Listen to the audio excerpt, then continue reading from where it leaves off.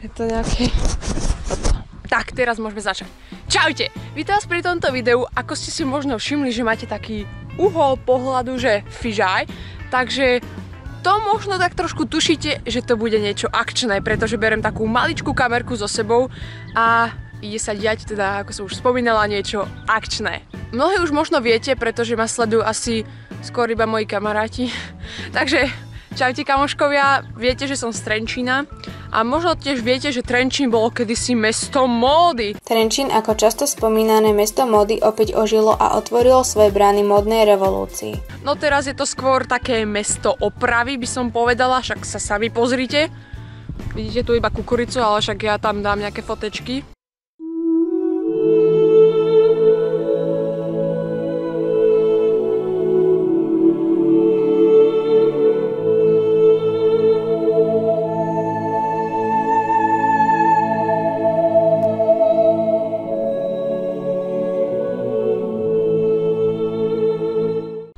Takže máme ten Trenčín taký trošku rozbombardovaný, no ale napriek tomu sa dokončila už jedna veľká oprava a to je oprava mestskej plavárne.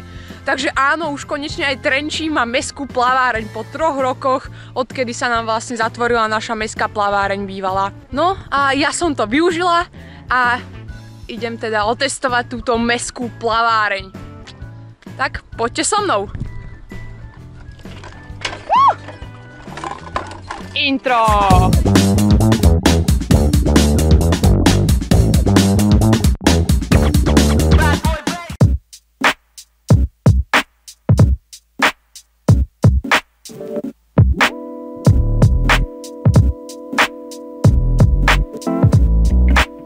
Jasná vec, ešte sme sa ani nevybalili a Lívia už je.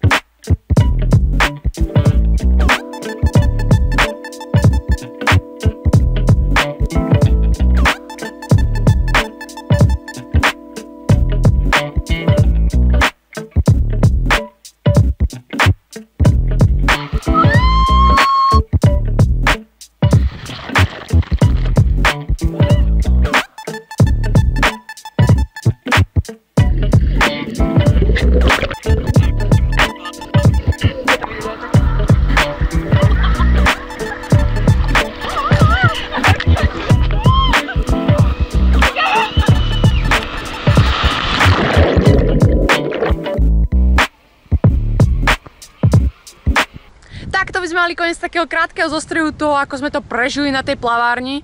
Trošku fúka. Hej. Poviem vám, že tá plaváreň je úžasná. Naozaj je lepšia ako tá predtým. Za 2,50 som sa vykúpala na celý deň a bolo to super. Nič asi ďalej vám tomu neviem, čo vám povedať. Ešte by som vám možno k tomu povedala to, že sú asi také 3 základné veci, ktoré si máte zobrať. Plavky, uterák, opalovací krém. S týmto proste prežijete na tej plavárni, ešte akože sú to kľúče, peniaze a mobil a tak, ale tieto 3 základné veci sú na kúpanie veľmi podstatné, si myslím. Viete, ja som ako si myslela skôr na tie veci, čo budeme robiť mimo plávania, tak som si k plavkám pribalila ešte double, pingpongové rakety, jachci, lietajúci tanier a neviem čo všetko možné a potom som ako si zabudla na tie podstatné veci. Stáva sa. A skončila som taká trošku opálená do červená. Naozaj, ako som vám povedala, keď zoberiem túto kamerku, tak sa bude diať niečo akčné. Tak dúfam, že sa tešíte spolu so mnou, ako zoberiem túto kamerku na všetky veci, ktoré budem zažívať a budem z toho vydávať videjka a tak. Neviem, či úplne všetko budem natáčať, pretože niektoré veci si treba užiť tak naplno a nie s prítomnosťou kamery, že ježiš, toto som nestihla natočiť, toto ešte musím rýchlo natočiť a chápete, aby ste sa sústredili na ten real life a nie na to, že to musíte všetko natočiť. Takže prajem vám pekné leto a užite si ho. Čaute! Ja vôbec nie som pripravená do svetla reflektorov. Veď nemá žiadne svetla, tak v pohode. Fakt môže takto fúkať, keď som sa vybrala zrovna natáčať. Takže už chcem fakt iba 2 minúty dotočiť. 2 minúty, prosím ťa, nefúč. poviem vám to tak stručne, že prečo fúkaš? Pozrite, akože blíži sa búrka, vidím to, ale však ako musí tak fúkať.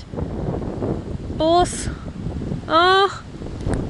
Tak dúfam, že sme sa dostali do takej trošku záveternej tejto veci, alebo ani nie, lebo už to cítim, že tu fúka, ale tak posnažíme sa.